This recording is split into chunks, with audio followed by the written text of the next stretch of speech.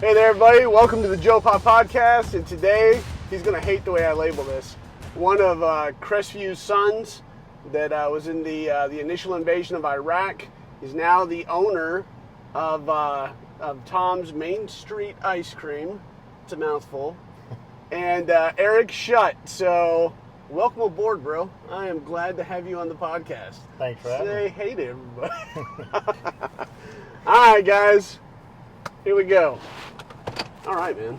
So, I was interviewing Tim the other day. Mm-hmm. I should have asked him about all this construction that's got going on. Oh, you're talking about city? Yeah, okay, city manager. Yeah, it's all. Thankfully, it's coming to the somewhat to the end. So that part is nice. So. Every time I get my TRT shots up here at Sage Wellness, shout out to Kizzy. It's always a maze trying to get into there. Especially now, but. Oh, yeah. All right, bro. So, hey, we've known each other. Dude, we met like back in 2004, right after you got back off of your deployment, if I remember right. I think so. Yeah, it's been a while. It's been 20 years, and then off and on a little bit here and there. Didn't I talk to you about coming over to the Air Guard at one time? Yeah, you know what? It was funny that you mentioned that, because I was trying to talk you into it when we were going to a Promise Keepers event when we had a hurricane coming in. It might have been Katrina. Because I got cut short. That's right. I forgot about it. Because that was at USA, wasn't it? The University of South Alabama? Yeah, I think it was. It was either that or Mobile. One of the two, yeah. And sure enough, a freaking phone call came in, and you were getting activated. I'm like, point made, mic drop. But, yeah. So anyway, so let's go back to the beginning, man. I know your dad a lot better than I know you. Yep. And I would love, I'm sure the people at Crush would love to get to know you a little bit better. So where does all this kick off at, man? As far as me? Yeah, from the beginning. Where you're born in Crestview, I would assume, right? No, actually, I'm a Yankee by trade. Are you really? Yes, I am. Where at? Upstate New York. I was born in a little college town called Cortland, New York. Okay. When I was there, it was dairy farms and college. They had Cortland State, which is they're bigger now. So yeah, it's just a little college town. Actually, probably very similar in size to Crestview. Okay. If not a little bit smaller, especially now number-wise.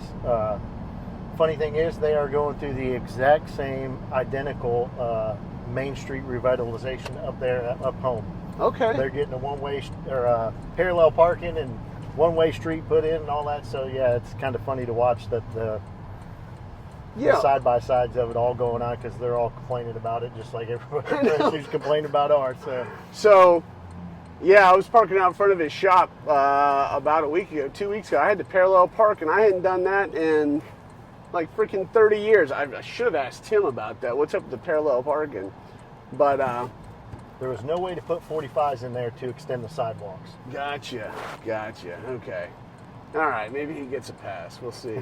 So so you're like almost up by Canada. You're like northern New York, right?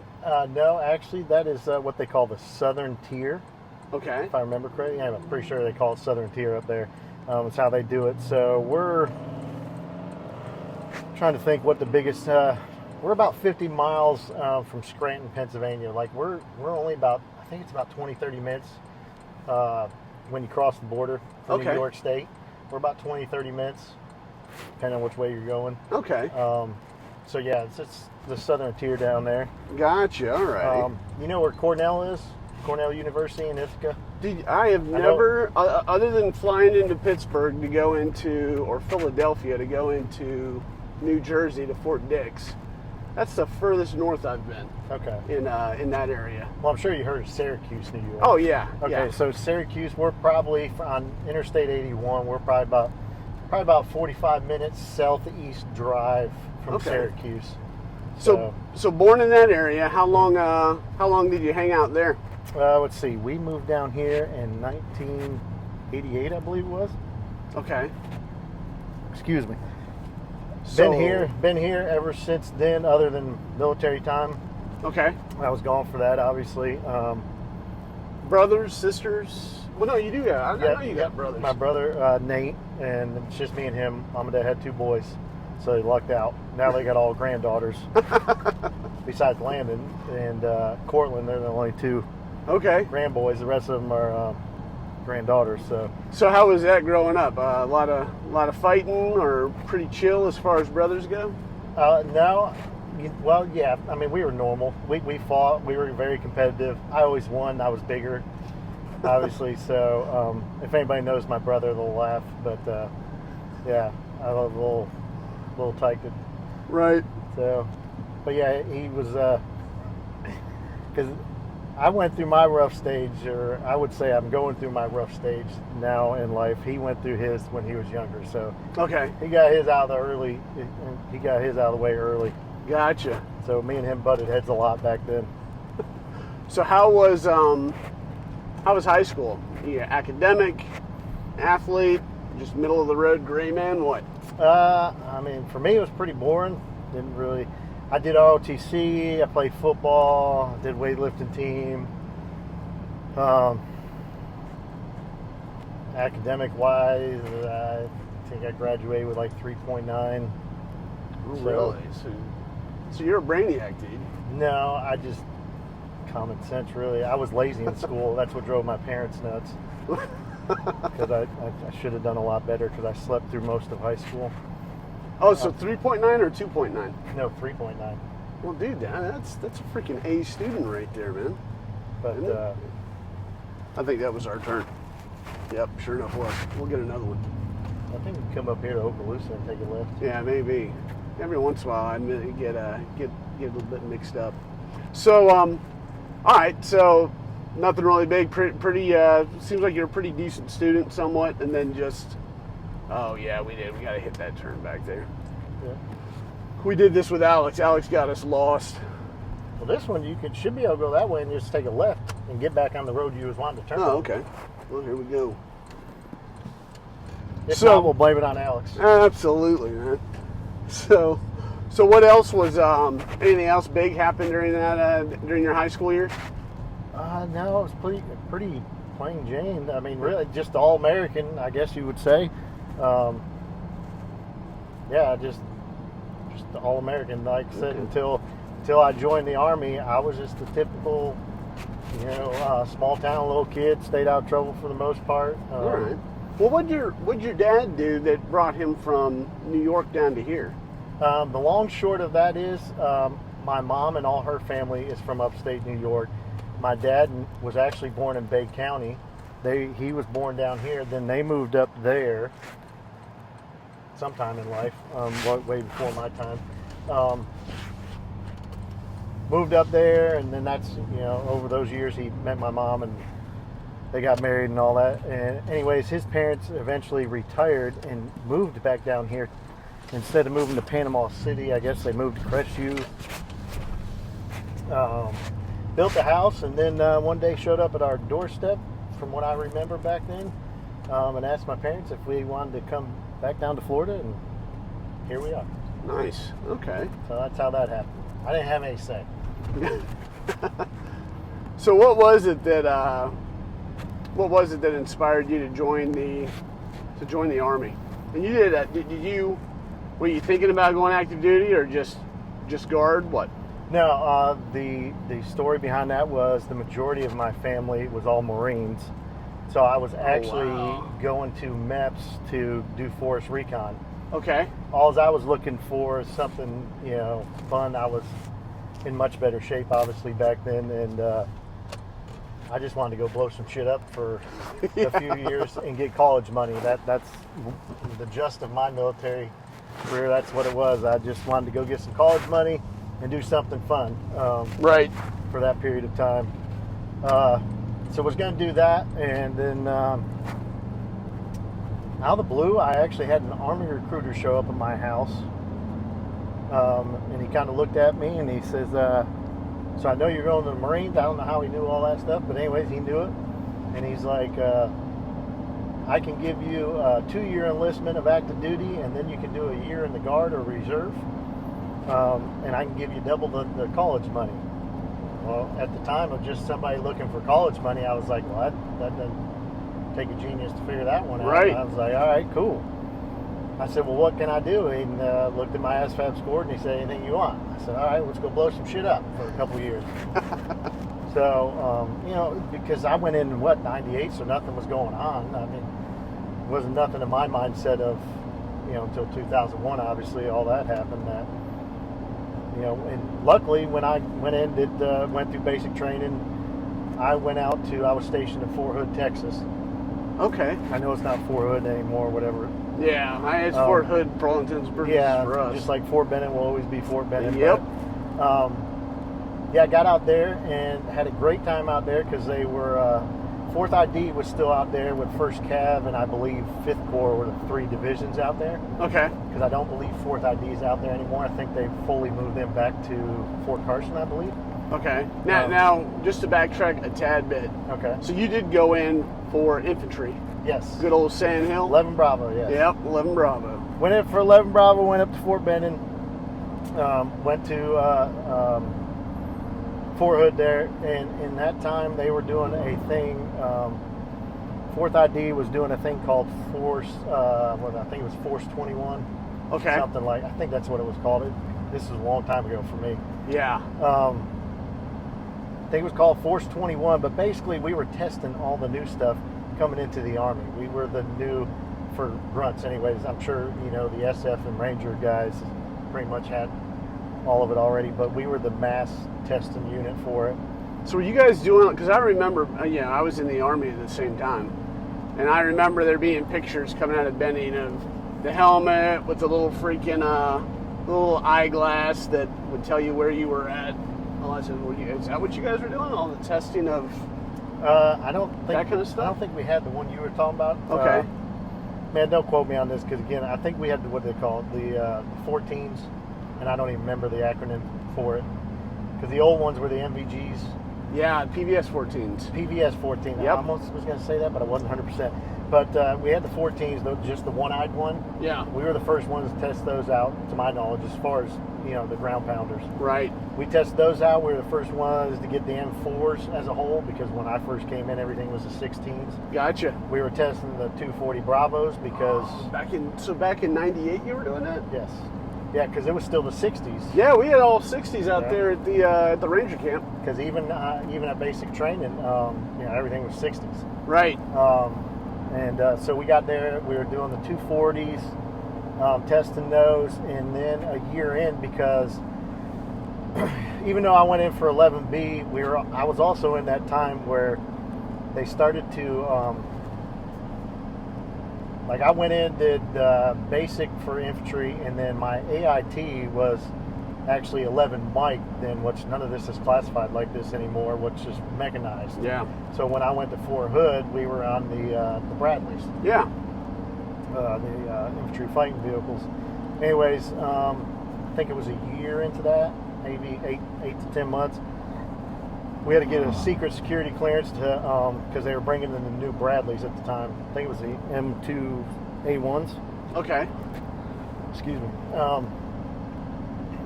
Again, I'll probably get fact checked on some of this, but I'm trying to go off memory. So, dude, that was what?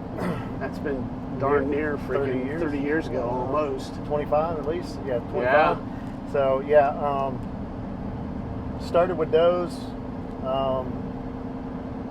With all the new stuff that was on those, a lot of it, because all the new thermals, the new FLIR system. Again, this is all old now, but yeah. Back then it was, we were sitting in the motor pool watching. One of the demonstrations they did was watching somebody drink a cup of coffee, and you could see from the new thermal they had, you could see the hot liquid go down somebody's whole body cavity. Dude, that's insane. Yeah, it was pretty nuts. So. We're seeing stuff like that, and anyways, getting to play with all that stuff now, or then, and so we did a lot of training. The majority of my time at Fort Hood was usually a week or two in garrison, and then the rest of the time was out in the field, and we had a blast. So you're still a bachelor at this point, right? Let's see. For the first 6 months, I was. Okay, gotcha. Got married and everybody told me not to. It was one of those life lessons. Everybody told me not to, but I was going to prove everybody wrong, so I did. And Right. Anyways, fell apart. Life lesson learned. So did my 2 years. The long short of it was did a couple cool little deployments. One to Korea for a training exercise with the Iraqi Army, and the other one was actually a wildfire one that we had to go up to in Idaho, and that was probably still to this day one of my favorite deployments. Okay. To go up there and fight wildfires with one of the combat units, or excuse me, combat engineer units. Right. That got called up there. Guess it was some kind of big area, mountain range up there. I didn't know nothing about Idaho at the Right. time. It was big enough. President Clinton actually came and invited us, or excuse me, not invited us, but came and talked to us and thanked us for coming up there and all that jazz. You know, the dog and pony shows. Yeah. But, So how long were you out there fighting fires? a month, a little over a month, I think it was. Okay. A little over a month. They came to us one day, said, "Hey, pack your bags. You're going to fight wildfires." Because I had actually, was getting ready to start my terminal leave because they knew I was getting out, and I had all set up that coming to Bonifay to get in the guard unit here in Bonifay, and was getting ready to come back home. Anyways, I was about 60 to 90 days out, something like that usually. So usually when you got in that area, they kind of sent you off and you did like a little, they had a name for it, I don't even remember it, but we did little details like the one I got. My job every day, instead of going to regular garrison, was I went and worked for the gym on base. Oh, okay, gotcha. So I worked for the gym. I checked in there and all that, and was just got to be a gym rat for. I had that job for about 3 weeks, and actually was almost going to think about re-enlisting because the guy I was working with, he was a retired first sergeant that was running the gym. Big old dude, looked like a walking brick wall. Anyways, we started lifting together, and he started to ask me back then if I wanted to be on the all-army weightlifting team. Okay. And he could re-enlist me for that. Now, back then I used to love weightlifting, and Right. now it just all hurts. But anyways, had thought about that and was like, that would be kind of cool, get paid to weightlift. Oh, yeah. And it wasn't probably a week later, my my squad leader came over to the gym one day and grabbed me, said, "Hey, you need to come back over. We're getting ready to deploy." And I said, "No, I'm not. I'm getting out." And he goes, "Oh no, you're going. Everybody's going. They're pulling everybody back off these details.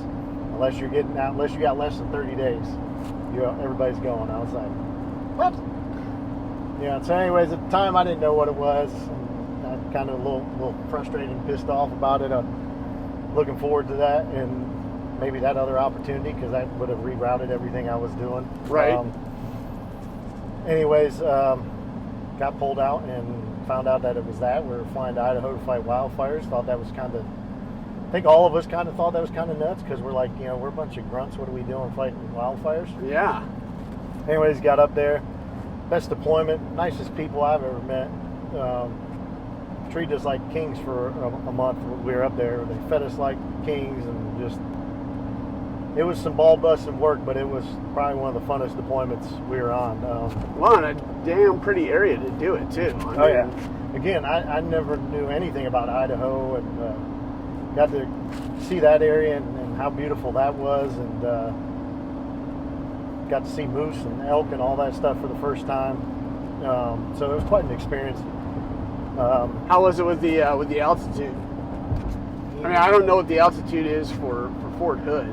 I don't know. I was young and dumb. That thought never crossed my mind. Gotcha. It didn't bother me at all. That I remember. I got to do a little. I was one of the ones that got chose to do the chainsaw class, which is normally, I think it's a 40-hour class. Okay. So usually a week-long class. They give it to the regular firefighters to learn how to. Essentially, you got to be able to drop a tree on a Coke can. Right. Literally, that's one of the tests you have to do. They set a Coke can out there. You got to drop a tree on it. So as we're creating fire lines, we're going through cutting all the trees that need to come down. So got to do that, but we had to do it in a 3-day, I think it was either a 2 or 3 day span that we had to cram everything that we had to learn instead of 5. Yeah, I was expecting like 40-minute. Yeah, they gave us 2 or 3 days. I mean, because because we had to learn. I had to learn things about chainsaw that I had no clue about. Right. I had chainsaw before, but never at this level. Gotcha. I didn't know what bucking was or any of that. Didn't know none of that stuff. So, anyways, got to do that. Had a great time doing that. Thankfully, when I dropped the tree, I hit a Dr. Pepper can. Is what I had. Nice. So, learned how to do that. That was pretty fun. Did you keep the can?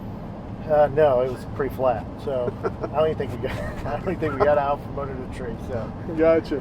But did that, came back home, went back to the gym for, I think I got a month there, and then it was back home after all that.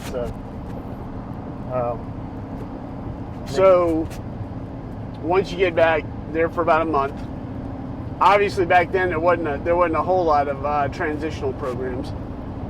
No, there was nothing. I mean, literally nothing that I knew. And if there was, I didn't. Yeah. Nobody presented them to me. Again, I'm trying to remember all the terminology they used for it, but all the stuff we had to go through, from turning into your gear to going up. Oh yeah, your TA50 turn in. The TA50 turn in. You had to go up to headquarters, and you got to go through this checklist of stuff, the paperwork that you got to sign. Yeah. All that stuff. None of that though was like really any big transition and stuff. I think they did have things like some job fair kind of stuff. It's pretty basic stuff. Gotcha.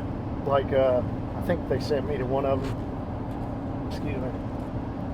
And being 11 Bravo, I had offers from NYPD and LAPD. Wanting old infantry guys to come out there and do that kind of stuff. It's like, I had no desire to be a cop, so. Right. Anyways, did all that stuff, got out, came home. I chose to go to Bonifay. Didn't know anything about Bonifay when I came home. I just knew at the time, again, they don't do this anymore, like they were 11 hotels, so it was very similar to what I'd done with the 11 Mike. Oh, tow missiles and all that, Tow right? missiles, yeah. Only did, and I knew enough about the tows from being on the Bradley. Obviously, it was done differently on the Humvees, but right. Still knew the basic gist of it. Because let's see, I think Pensacola was rather regular ground pounders. I think Tallahassee was regular ground pounders. Bonifay was hotel, and I think Chipley was either. I think they were regular ground pounders too. So okay. After being spoiled with a vehicle for so long, for the 2 years I was active, I was like, I still need 4 wheels or something. So don't want to walk everywhere you go. Yeah, that whole thing never. I don't know. It was never one of my favorite things. I didn't mind it, but there was just something about having to carry 50, 80, 100 pounds of gear that. Oh yeah, dude. Just gets old after a little bit. There were times I was thinking, maybe 11 Mike wouldn't have been too bad. Oh no, yeah, I definitely like. There was definitely times I was like, damn, they didn't tell me about any of this kind of stuff. Oh yeah. Who walks 20 miles with 100 pounds of gear on? Yeah, exactly. You That's feel like your dumb. feet are gonna freaking fall off. Yeah, so. Yeah, I came home, got into Bonifay. Like I said, didn't even know where that was. And made that transition over to National Guard. That was a little culture shock for me. First one I walk into, coming in off active duty. Walk up to the first sergeant, introduce myself, and my platoon sergeant are there. I go to parade rest. Roger that, first sergeant. Blah, blah, blah. I'm trying to be all formal and do what I know to do as just a little freaking E4, and they both look at me, and my platoon sergeant and the first sergeant look at me. First sergeant's like, he goes, Shutt, just call, my name's Tommy, just call me Tommy. I'm like, that's a trap. It's a trap. Yeah, I know. Don't like, do it. And then, my platoon sergeant said the same thing, and I'm like, I'm like you. That's what I'm thinking. I'm like, man, you guys trying to get me? I'm not gonna fall. Yeah. I've been in for more than a minute. Yeah, that's like telling the private to go get the exhaust sample out of the Yeah. out of the Bradley with the old trash bags. I was like, man, they trying to get me right out of the gate. So I was like, roger that, First Sergeant. Anyways, a couple months there. I mean, it really was like that. It was a fun little atmosphere, man. I grew really close to those guys. And then you also come to realize, because again, we all know the perception we all had of the Reserve and National Guard. You know, when I was active, we called them nasty girls because we did do a few things with the National Guard attachments. And come to find out, when I got there, 98% of us were all coming off active duty, been active duty. You know, there's only a handful of guys that were actually been in the Guard the whole time. You know, that's all they've done. So. And again, until 2001 hit, the Guard was a completely different ball game. Oh, yeah. So we're talking 98 or 99 time frame now. Let's see. That I came home in,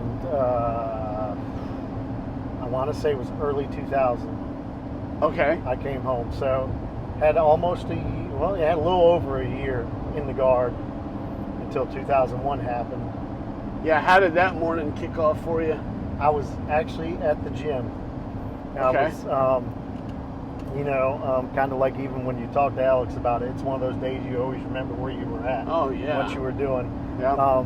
And even as bad as my memory gets sometimes, I'll never forget. I finished my workout that morning and I was doing my cardio. You're living here in Crestview now, right? Yep. Okay. Yep. All right. I'm back home in Crestview, going to college. Okay. Doing all that, trying to take those next steps. Of doing the college thing like I intended to do. So I was doing that, was at the gym that morning, getting ready to go to class. Got done lifting, got on the Stairmaster. I don't think I was on the Stairmaster for 2 minutes. We had one little TV in the gym, because the gym doesn't even exist anymore. It's over there in the old you know where Aztec is? Yeah, yeah. It was over there in that old plaza in the very back corner of it. Okay. Was working out there, and the one little TV had the news on that morning. I'm sitting there and doing my Stairmaster thing and just trying to knock out some cardio. Look up and you see the first one, and I'm kind of like, that's interesting. Right. Again, I think like Alex and them was talking about in his, that just nothing you really think about, and then you saw the second one, and then I was like, oh shit. Yeah, it's something, on. Yeah, something that's not normal. And that second one, I was actually watching on live TV, and you see that fly right into the building. And you're like, again, you're just kind of like, okay. Yeah, I mean, again, I don't know if it's just common sense for me or just part of our training. You're like, wait a minute. Yeah. That there's something not right anyway. So that whole day, I kind of just sat there in awe and shock, I think, like everybody else probably was, and had to go home eventually and get ready to go to class, and got into the first class that day. And when I walked in, thankfully the teacher had it on the TV in the classroom too, so we never even started it. I don't even remember what class I was in. We just all kind of came in. The people that did show up, we came in, and then sat there and just kind of watched it and all. Nobody said nothing. Just everybody's sitting there trying to figure out and understand what's going on. And then I think naturally for us, a lot of us guys that were in the Guard, a lot of phone calls started happening back and forth, and then we're trying to call our platoon leaders. And, what's going on? We get called up. We know something's going on. What is it? So nothing for a couple days, and then we eventually did get called in, and kind of didn't do nothing that go around, but it changed the whole mindset of what the Guard was. Right. Because that was September of 2001. So we got, trying to remember my timeline here, because it was,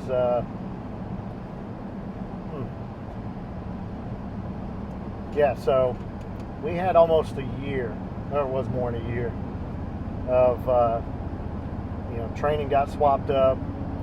security was different. You know, that was the time we had to put all the barricades out in front of the National Guard armories, all that stuff. Anyways, fast forward, December 26, 2002, we get called up. I was at work that day. At the time, I was still in college, and I was, my mom was the head nurse at a assisted living home down in Blue Water, and I was part-time maintenance guy down there just while I was going to college. So Okay. I was there doing my maintenance job one day. My platoon sergeant called and he said, Shutt, get your stuff packed up. He said, bring in all your gear and be at the armory at 0600 tomorrow morning. Why? What for? What's going on? Nobody, they wouldn't say nothing. They just said, be there. Which was, for me, it was unusual after being there almost 2 years now. It was unusual in the sense that we usually were pretty open and honest with each other in the guard. Right.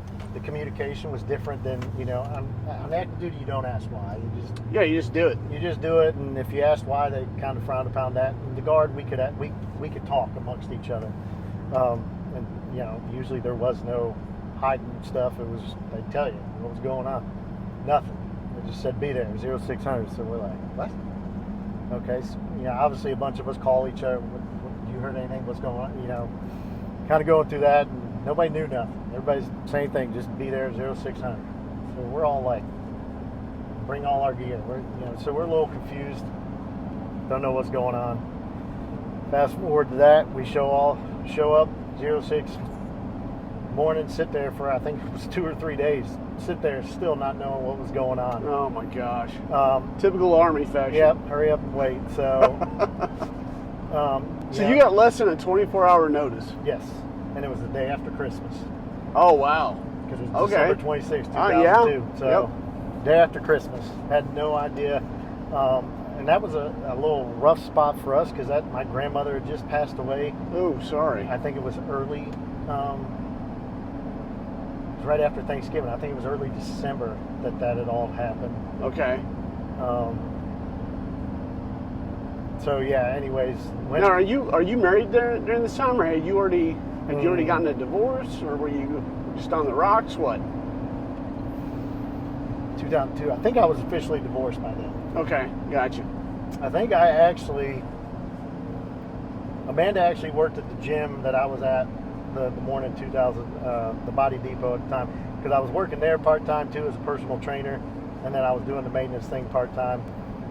And we kind of met there, and she kind of was just, you know, Amanda, you know, I don't know if you know Amanda all that well, but she's very nice, very naive, and so she just was always very nice and would listen to me when I was going through all the divorce stuff. Right. Because we worked together a lot of times at the gym, and I don't know, there's something funny. One day we were talking one day, and I think it was my brother that was with me. We did a workout or something, and we were leaving that day, and I said, I'm going to marry that girl.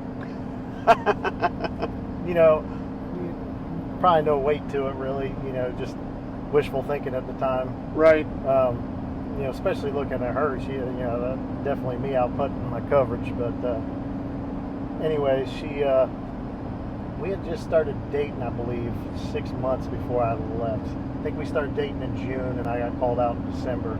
Okay. So fast forward back to that, we're sitting there in Bonifay waiting to figure out something. Finally, they say, okay, we're going to Fort Stewart. Again, with what we know, can I take this phone call? Oh, yeah, absolutely. Hey, we're going to pause out real quick. Joys of a man running a business. So, hey, we are back online. So, yeah, anyways, they tell us we're going to Fort Stewart. So, all of us with our... the green strawberry, right? Yep. The knowledge we have and what we're thinking as National Guard is what we've known of in the past, that usually when something like that happens, we're going to go up to base and usually, for lack of a better term, do force protection for the base, because the base is going to actually deploy the main unit off post. So what's then at Fort Stewart was 3rd ID. Okay. So we're thinking we're going to come in, 3rd ID's getting called out for what? Again, we had no idea for what, but third ID is going somewhere. We're going to be stuck in Fort Stewart for, again, we don't know a timeline, but that's the train of thought we all started to get. It was like, okay, third ID is going somewhere. We're going to bring us Florida boys in, and we're going to be force protection on post for a while. So I think we get up there sometime in January, early January, and we start going into some full-blown range trading and everything, just everything we could do, from qualifying, every weapon training you could do, just everything, mount training. So we're like, hey, what are we doing all this for? It's kind of odd. Then we knew something was up, because one day they woke us up and took us, brought a crap ton of medics out to the barracks where we were at there at Fort Stewart, and did the whole 2-line freaking shot line for like they did in basic training. And we're like, what are we getting? What were y'all getting all these shots? What's going on? All of us that have been on active duty or any kind of deployment were kind of like, all right, something's up, because we normally don't get all these shots for no reason. Especially when they start pumping the anthrax shot out too, because we're like, really? Anthrax? Okay. Yeah. So again, but nobody would say anything. No clue. So we're still waiting, and then I think it was early February. I think it was either right before my birthday or right after. We were on a plane headed to Kuwait. Wow. That's how we found out. And the bad part about that, how they ended up doing that, they sent us and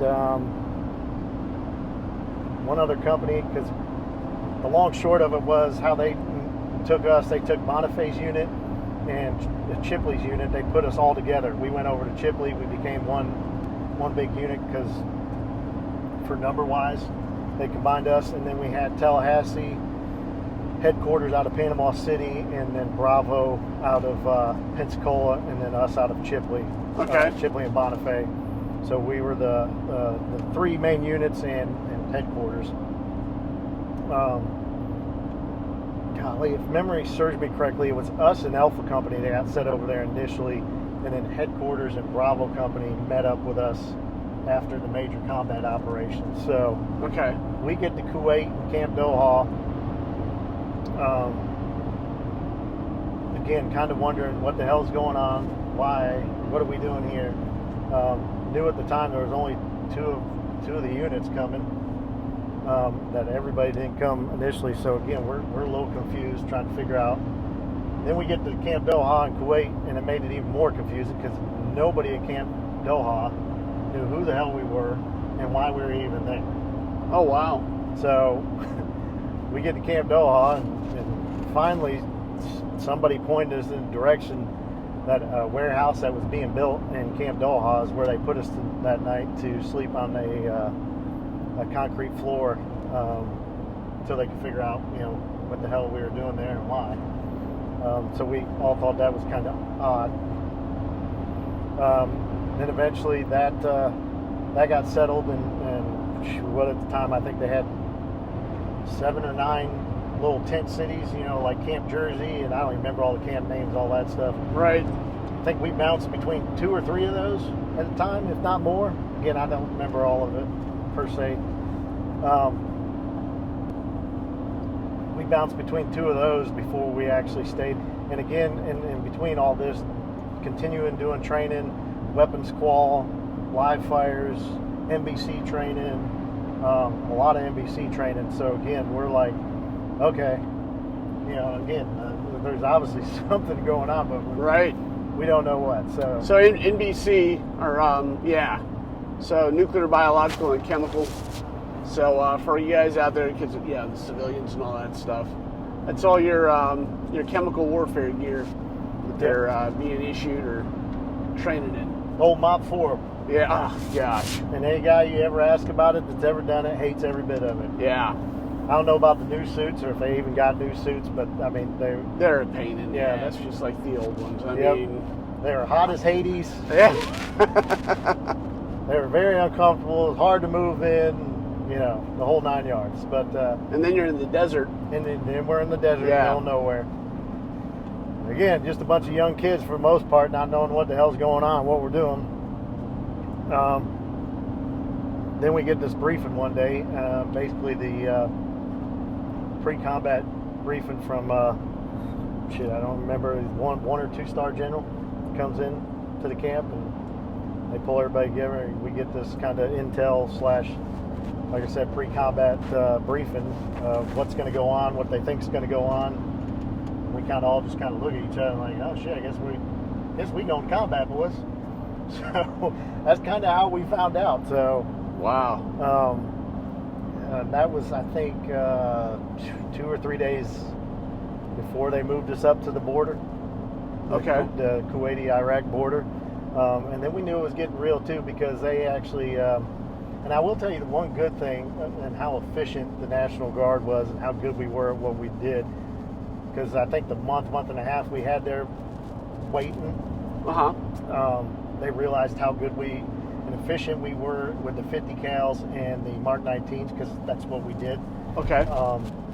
As 11 hotels, a lot of us guys were just, you know, that's what we did. We were good at it. So we had, we were with Third ID, and they despised the fact that they called us out there to give the Mark 19 and 50 cal classes. So, you know, these guys are, the active duty guys are getting, you know, taught how to efficiently use the Mark 19 and the 50 cal, breaking them down, putting them back together, you know, handling misfires, all that stuff from, you know, us nasty girls. Right. You know, we had to explain to them, like, guys, again, like 98% of us have walked in your shoes. So, yeah. Anyways, but we get there, and the funny part was, I don't know if I should put this out there, but I will, because this is part of the story. We had to go acquire some Humvees, because like I said, we only had 2 companies that got sent over there. Yeah. For the initial combat operations, that we didn't have no Humvees. All we literally had was our weapons that were assigned to us that rode on the plane with us over. Wow. That's all any of us had, other than our gear and our duffel bags. So all field acquisition exercises. Yep. So we had to go down to port and, you know, pretend that we were somebody, and you know, acquire a couple of Humvees. That's so awesome. So we acquired a couple Humvees. Don't know if to this day they probably still don't know where they're at. But anyways, got those acquired, and let me tell you, we were doing some makeshift stuff. We had all the stuff to mount our 50 cals up, and a couple of the Mark 19s up on the Humvees, and then there was a couple we did not, because we had cargo Humvees. Okay. So we had to take some 3/4 inch plywood and ratchet straps, and you know, with us being from Bonifay, for lack of a better term, redneck ingenuity, yeah, on how to put a Mark 19, and you know what a Mark 19 is, shooting the little 40 millimeter grenades off there, and how much they jump. I've never shot, of all the weapons, Mark 19 is the only one I never got to shoot. I loved it. Oh man, I wanted to shoot one so bad. One of my favorites. So anyways. So for you guys out there, Mark 19, like you were saying, 40 millimeter grenade launcher. But it's not just like the M203 or the... We had just gotten, before I got out, these, I think, Ep18s. Yep, never heard of that one. Yeah, and it's like the old... Were they Mark 18s from Vietnam? You talking about the old one shooters? Yeah. So basically it's a machine gun, if you will, but the rounds it shoots are the 40 millimeter grenades. Yeah, because these guys now, I think they got the 6-shooter one, right? With the handheld 6-shooter one. Oh, I couldn't even tell you. Looks like a revolver. Yeah. I'm pretty sure. Yeah, the looks like a big grenade revolver. Right. I would have loved to play with that, but anyway. Oh, heck yeah. The Mark 19 was essentially that, except for it was chain fed, which made that much funner. So, anyway, so we jimmy rigged a couple of those up on some plywood and some ratchet straps up on some cargo Humvees, and Dude, that's legit. You got any pictures of those? I might. Dude, that'd be cool to take a look at. I haven't opened my pictures in a long time. Bro. Oh yeah. Yeah, sometimes when you live it, it's kind of like the novelty's over. You know. Yeah. Good for the kids to see them. Probably not all of them. Yeah. But anyways, so then all that happens. We get that briefing, and a couple days later, we're sitting on the Iraqi-Kuwaiti border. Again, like still not fully knowing what the hell's going on, but we know we're there, and we know we're fixing to cross. Right. Too, and you didn't have the luxury of the news. We didn't have any of the technology back in 2003 that they have now. So we didn't have any idea, what Bush was thinking, what Congress was doing. We didn't know if they declared war. We didn't know none of that at the time, or have any kind of access to that to understand what was going on. So we're just going off what we're being told, which was very little. So, like I said, we end up there. First night we're there, and the NBC freaking sirens start going off at night. Scuds start going overhead. They're shooting the Scuds in and trying to shoot them into Kuwait, and our Patriots are taking them out. But we're sitting there and had to put it on Mop 4 for next freaking week. We had lived in Mop 4. Yeah. I hated it. But anyways, had to sleep that night in Mop 4, which is not fun. Or easy. Right. Especially in the desert when it's freaking hot. Yeah. So anyways, did that. And then, what was it, March 20th? Yeah, March 20th. We got marching orders. So they telling you at that point, hey, what your objective is, or? Not really. They just go that way. We pretty much got another little briefing from another general. Came up to the little AO, I guess you'd call it. We just had there where we were set because we got moved up with 3rd ID and a Patriot unit, and then we're just sitting there on the border. Okay. Essentially, so we had a little AO, a little area of operation that we were sitting there waiting for. He comes in. Kind of tells us basically what we were told back at one of the main camps before we rolled out of there. But one of the last little briefings we got was they told us that they fully believe that Saddam will use chemical weapons, so be ready for that. He said the most likely will hit us with laughing gas first, because that's when I quickly learned that. I was like, well, what the hell are they going to hit us with laughing gas for? So we all think it's funny when we die? Again, had no idea that the density of laughing gas will go right through, or it does something with the filter on there, which will cause you to pull. It will cause you to pull the gas mask off. No kidding. That's what we were told. I'd never heard that. I never to that time, and then honestly to this day I don't know if it was true. It's just what the NBC guys told us after we got the briefing. We were like, "What the hell's laughing gas about?" And that's when they explained it does something with the filter. I think it ruins the filter essentially. So either you take the gas, or you got to take the gas mask off, or if they hit you with the sarin gas right after, it's coming through your filter anyways. Okay. So that's why they were going to do that. All right. Again, supposedly, I was 22, 23 at the time, and again, there's a whole lot going through our head at the time. You don't really. Yeah. That was the one time in my life I didn't question a whole lot, because normally I was a why guy, because I like to know the big picture. Right. So I was always the guy asking why. I always pissed my platoon leader and platoon sergeant off the whole time, because I'd be like, why? I just like to know. Like I said, I was a big picture guy. Anyways, kind of we're told that. Also told he was going to blow some dams, because they knew the main routes we were going to head up through. We're going to blow some dams, wash out those routes, bog them down, because they had been, I guess, in a big drought. So if they would have blew the dams and washed those areas out, it would have bogged us all down. And so that's essentially the last brief we got. And we're like, oh shit, that sounds like fun. So it sounded horrifying to most of us. And so anyways, 20th rolls around that morning, and they say, get ready. And then from there, I think it was,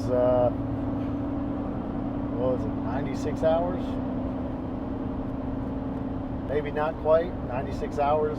I went without any sleep or coming off the 50 cal gun, because I was the 50 cal gunner in the Humvee at the time. Okay. So this is 96 hours being the push into Baghdad? Yep. Okay. So we rolling up through the desert, spearheading right behind Third ID. Okay. Again, it was the old nasty girls. And yeah, so we did all that. Got up to Baghdad International Airport and raided a couple of Uday, I think it was Uday, Kusay, one of their little retreat palaces. Right. Raided a couple of those that were close by to the airport. Third ID had already cleared the airport and blew the shit out of that. Gotcha. So what are you seeing as you're rolling north? Third ID's on point. Yep. Obviously they're taking the brunt, and just freaking laying waste. I would imagine wherever resistance was there. Yep. What was that like as far as you remember hearing stories about back in the first Gulf War, the road of death when the A-10s were just going down, and anything that was trying to get out of the area, they were just freaking killing everything. All I can tell you about those A-10s, brother,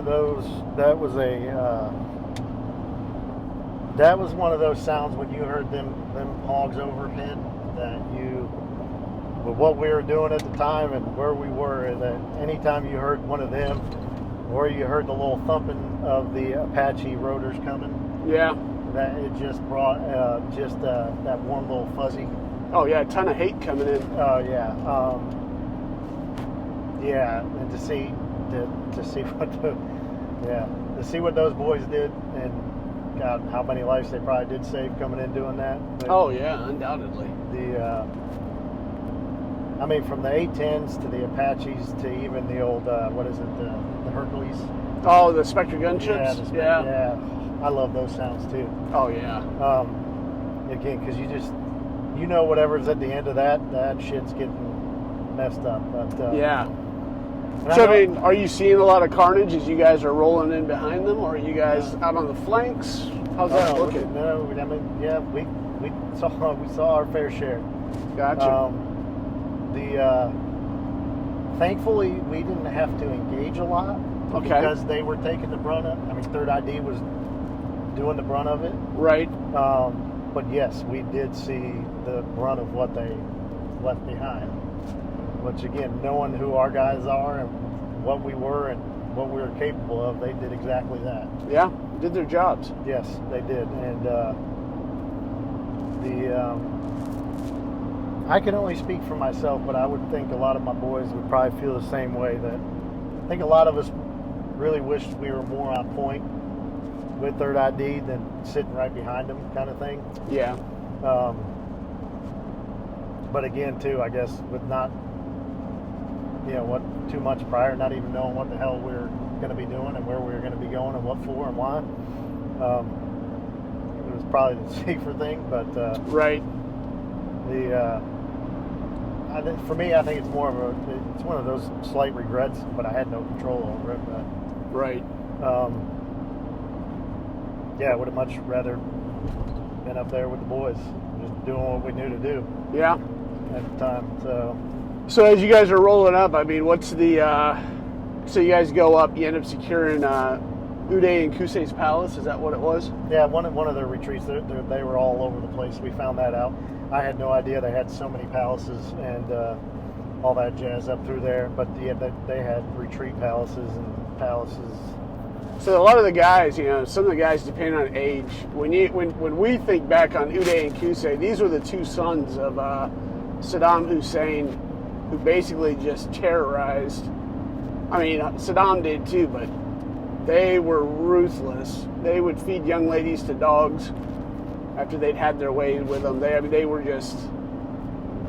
just a ruthless couple of sons that, it's despicable, the stories that we would hear about those. Now, had they already been dispatched by Third ID by the time you guys are rolling up there? Had that happened yet, or Which part?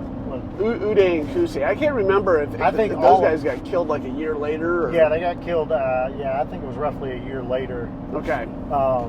Because them and Daddy had all took off. All his major cabinet guys, they were, for the most part, from what I remember, they were all in hiding and try to blend in with the general population, all that jazz. Right. As far as major combat stuff, so the major combat stuff, I think everybody remembers. I mean, I think that was 2 weeks, 3 weeks, 3-week period, super fast. As far as because I think when Bush was on one of the aircraft carriers and said all major combat operations are over with. Yep. And so Third ID and whoever else was on the flanks, wherever. Again, I don't remember all of it. It's a long time ago. They did what they were supposed to. We wiped everybody pretty quickly and efficiently. So, right. But then the hard part began, and that's because again everybody started to blend back in. Because remember that first Gulf War again, like you was talking about, a lot of them just kind of retreated in masses. Oh yeah, we didn't pursue other than the some of the air assets along that along the highway of death. Yep. Yeah, we didn't go much further in. No, and like I said, a lot of that from what I remember, and one of my uncles was in that war. I mean, they retreated in masses. I mean, they were. Yeah. We didn't get that. They just went and blended back into general society. Right. Which became tricky for us. Then that's when all the fun, actually more dangerous stuff started. Yeah.